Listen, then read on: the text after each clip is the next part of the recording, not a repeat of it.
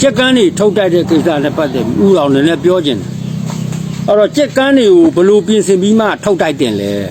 အဲ့တော့ဟိုတလောကဆိုရင်ကြက်ကန်းတစ်ကောင်ထုတ်တိုက်တယ်အိမ်ဟိုရှိကြောလာဆန့်တယ်လာဆန့်ပြီးတော့ဝိုင်းသွားခိုင်းရတယ်တစ်ဖက်ကြက်အကိဆွေးနဲ့တွေ့တော့ကြက်ခဏလေးပြီးသွားတယ်လက်ပန်းလုံးမနေလိုက်ရဘူးအဲ့တော့အဲ့ကြက်ကန်းကို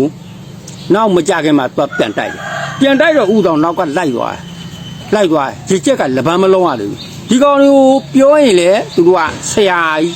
ခမည်းဆရာကြီးလားလို့လုံးမှာအဲ့တော့ကိုအသိပညာနဲ့ပဲနောက်ကလိုက်သွားပြီးတော့ကိုဘက်ကနင်းငံပိတ်လောင်းပါနင်းငံလောင်းချပဲအဲ့ဒီကဆိုင်ကလိုင်းချင်းဖမ်းလဲမတတ်နိုင်ဘူးလူဖမ်းလဲမတတ်နိုင်ဘူးဒီခန်းကတော့ငါလိုက်မှဖြစ်မယ်ဒီခန်းပတ်စံရမှာ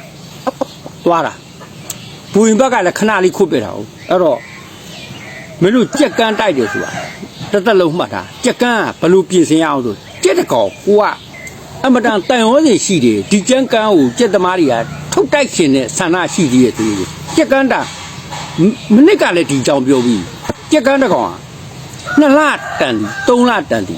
အနာကိုရှောက်အောင်ထားရတယ်ဒီဘက်ကကန်းထားတယ်ဒီမှာမောက်တိုင်လေးပဲရှားထားတာနီးလေးအဲ့တော့ကြက်ကန်းတွေတိုက်တော့မယ်ဆိုလို့ရှိရင်2 လတန်3 လတန်မျက်လုံးအနာအကင်းသေးသွားအောင်ရှောက်အောင်ထားပါပြီးလို့ရှိရင်ဒီကြက်ကန်းတွေကိုရှိကြောမိနစ်20စိတ်ဆမိရတယ်တပြိုင်နဲ့အနာနာမှာရှိတဲ့ကြက်တကောင်နဲ့ဒါမှမဟုတ်5-6တောင်1000အပီးလက်ပန်းလုံးနေပလိုက်ဒီကောင်ကလက်ပန်းမလုံးလို့ရှိရင်ဒီကြက်ကန်းတကောင်ကိုပြန်တိုက်မယ်ဆိုလို့ရှိရင်လက်ပန်းမလုံးလို့ရှိရင်ဘာဖြစ်တယ်အောင်အဲ့လက်ပန်းမလုံးလို့ရှိရင်အဲ့ဒီရေထဲမူးထဲကြလို့ရှိရင်ဒီကြက်ကငေါတောင်နဲ့လို့မတ်တက်ရက်သွားတယ်မတ်တက်ရက်သွားအဲ့ဒီကလည်းမတ်တက်ရက်သွားတာပဲလုံးချင်တာလုံးလို့ရဘာဖြစ်လို့ဆိုသူတို့ရဲ့အသားတွေကအကင်းမသေးတာတကြောင်သူကလက်ပန်းလုံးပြီးတော့ဒီကြက်ကွက်ကိုမစော့ဘူးလားတကြောင်လူတော်မကွာမင်းအသိရှိတဲ့လူတော်မမင်းမလုတ်တတ်သေးရပဲအသိမရှိတဲ့အကောင်ကိုပူဆိုးတာဗောအဲ့တော့ကြက်ကန်းတွေတိုက်မယ်ဆိုလို့ရှိရင်2 လတန်3 လတန်1 နှစ်တန်ထားပါဟုတ်လားပြန်တိုက်ရှင်သေးရဲ့ဆိုလို့ရှိရင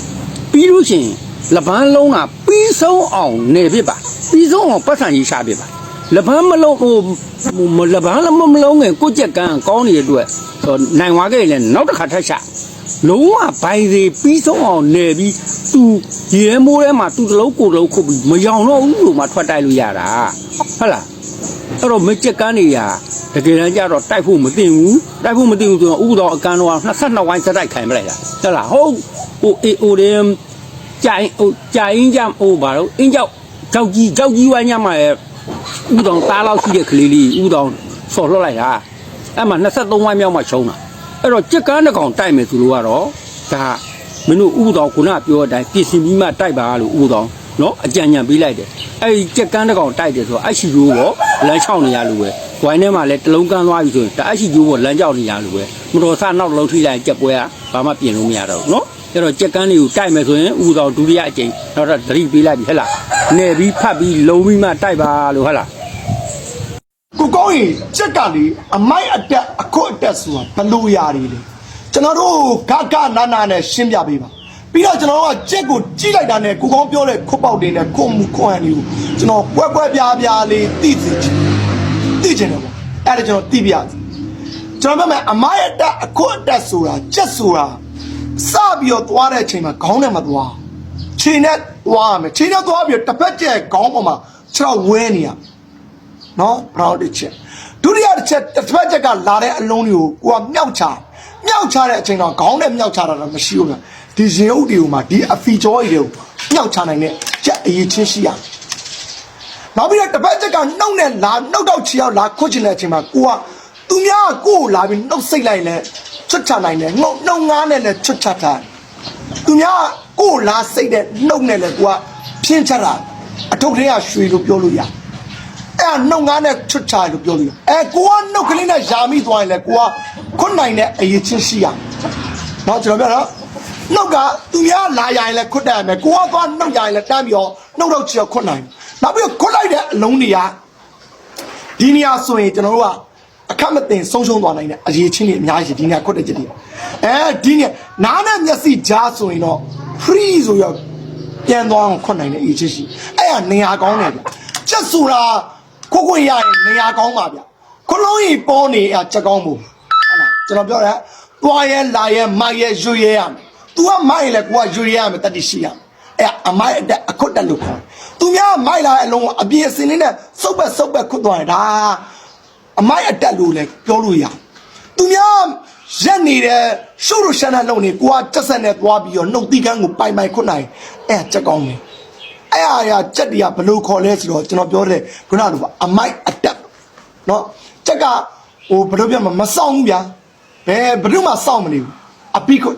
တကယ်ငွေကိုအဲ့ကတည်းကအမြန်ရအောင်လုပ်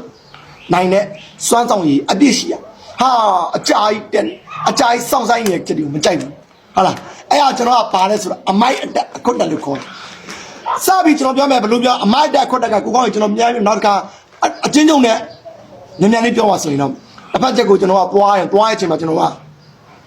စောက်ကိုခေါင်းသားလေးမှာဝဲနေတယ်ဒီတစ်ဖက်ကလာတဲ့အချိန်မှာကျွန်တော်မြောက်ချလိုက်ဟုတ်လားနောက်ပြီးတော့သူများလာပြီးတော့ကိုယ်နာနှုတ်ရရင်လည်းချွတ်ချလိုက်တဲ့အလုံးတွေပါကိုကနာနှုတ်ရလည်းဖက်ဆိုတန်းပြီးတော့နားနဲ့မျက်စိကြောက်ခွတ်နိုင်ချက်ပါနောက်ပြီးတော့အဆက်ကိုခွတ်နိုင်တဲ့အရေးချင်းတွေပါခွတ်နိုင်ရင်ချီပေါအောင်ငုတ်ကောကြအဓိကတော့ငုတ်ကောင်းဖို့ငုတ်ကောင်းတဲ့သူကတိုးသက်လေးလို့လုပ်နေမဲ့အစားချီပေါအောင်ငုတ်ကောပြင်းတစ်အဲ့လိုကြာနေအချက်ကောင်းတယ်ကျွန်တော်ပြောချင်နောက်ပြီးတော့ဒလက်ဆက်ကိုရတဲ့အချိန်မှာလုံးဝမပူစီနဲ့ဒလက်ဆက်အပိခုတ်ပြန်ဥမာတိုက်ပြန်လာပြီဆိုဖြစ်ဖြစ်ဟိုခွက်လက်ပုတ်တာဖြစ်ဖြစ်ကျွန်တော်လုံးလုံးပြီးတော့အစကျွန်တော်ပြဒီလိုလေးနဲ့မောလာရင်ကျွန်တော်နားလေးပြပြီးတော့အချွဲလေးနဲ့ရိုက်ပြီးနော်ကျွန်တော်အချွဲ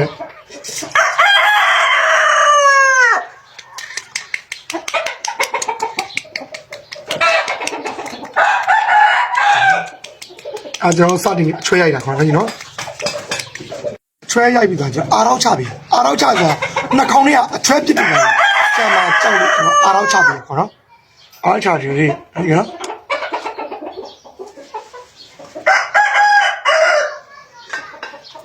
အားတော့ချတယ်နော်ကျွန်တော်လက်ခေါင်းကိုကျွန်တော်တိတ်မို့နော်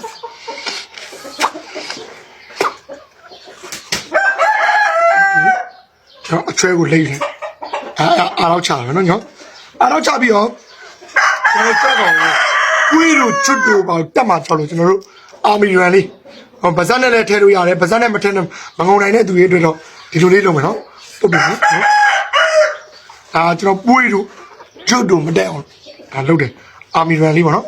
အာမီရန်လည်းရတယ်အရက်ကပ်ပြင်းပြင်းလေးပေါ့ဗျာအရက်တယ်ကျွန်တော်မလုပ်ဘူးဗျနော်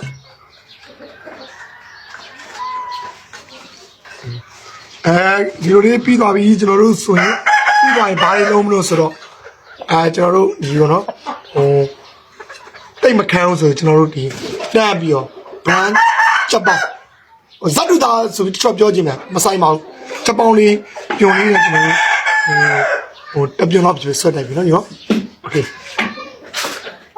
နော်ဒါကျွန်တော်တို့ဟိုတိုက်ပြန်လာတဲ့ဒါကျွန်တော်တိုက်ပြန်လာမှာခွတ်လက်ပုတ်တဲ့ချက်တွေကိုကျွန်တော်ဒါအမြန်လုပ်တဲ့ပုံစံလေးပုတ်တဲ့ချက်ပေါ့သူနဲ့ပုတ်တဲ့ချက်လေကျွန်တော်အဲ့လိုပဲချက်ကတော့ဒီကတော့အားတော့ချပေးပါနော်ကျွန်တော်ချက်ကတော့အားတော့ချပေးပုံစံလေးဒီလိုလည်းဗစားတွေကိုဒီလိုလေးထိုးတယ်ကျွန်တော်နှာခေါင်းကိုတော့တိတ်မဟုတ်ပြီမဒါအားတော့ချပဲโอเคအားတော့ချခွာပြီးရင်ကျွန်တော်ပွေးတို့ဟိုကျွတ်တို့ကျွန်တော်တက်မှာကြောက်လို့အရက်ဒီလိုလေးပုတ်နာလေးပုတ်ချက်ပွေးတို့ကျွတ်တို့မတက်အောင်လို့နော်ညီနော်